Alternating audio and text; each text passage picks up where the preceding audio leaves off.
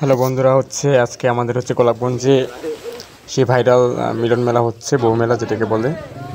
সবাই চিনে যে এখানে সাঁওতালরা, আদিবাসীরা দূর দূরান্ত থেকে মেলা দেখতে আসে। প্লাস ওই যে তাদের যে যদি কারো পছন্দ হয় তাদের বিয়ে হয়ে যায়, এখানে বিয়ে দিয়ে দেয়। তো সেই মেলার পূর্ব প্রস্তুতি চলতেছে।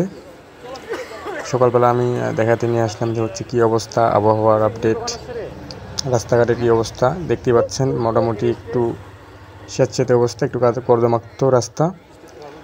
সো আপনারা সবাই চলে আসবেন। আমি সম্পূর্ণ মেলাটা কতদূর কী কী দোকান আসছে না আসছে সেগুলো দেখাচ্ছি। এখানে একটু ঝামেলা লাগছিল, এই যে কাদা দিয়ে আসতেছিলাম আপনাদের সাথে ভিডিও বানাতে গিয়ে। ওখানে একটা কাকা ছিল, উনি আমাকে চিনতে পারেনি। সেখানে আবার আরেকটা ছোটো ভাই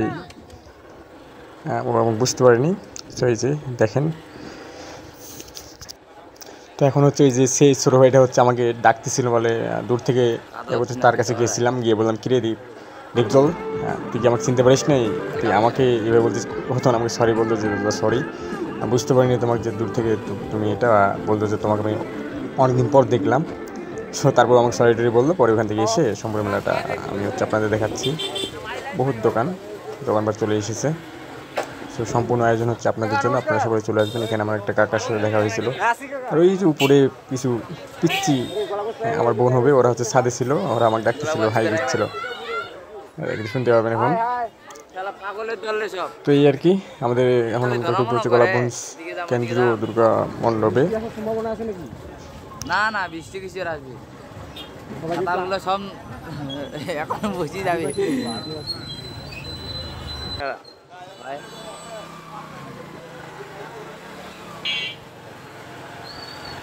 এখানে দূর দূরান্ত 3 দিন ব্যাপী যে সুন্দরীহাট কাছে যে ভাইরাল দুর্গাপূজা হয়েছিল, সেটা এই রাস্তাটাতে। এখানে প্রায় আমার এই যতটুকু দেখাবো এইটুকু আমার বের হইতে প্রায় 1.5 ঘন্টা লেগেছিল। এত ভিড় ছিল, প্রচণ্ড জ্যাম ছিল।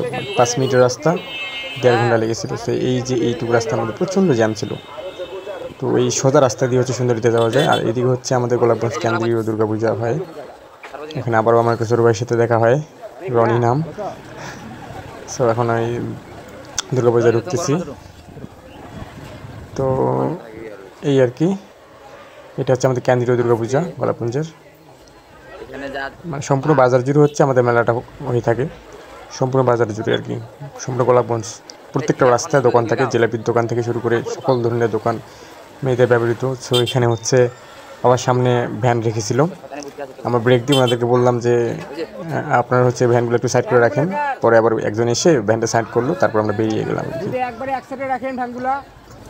তো এই অবস্থা।